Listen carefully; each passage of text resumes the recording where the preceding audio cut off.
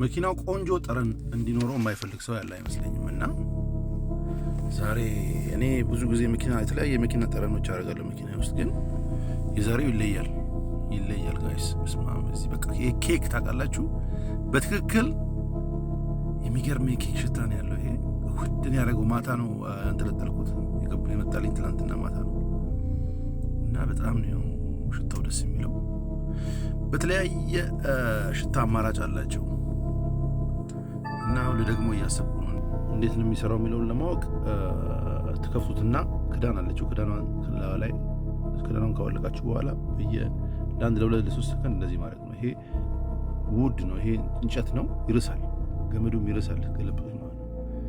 ከዛ በኋላ በቃ ጠረኑ ይመጣል ማለት ነው። ይሄ ይርሳል። አራራም ሽታ ያለው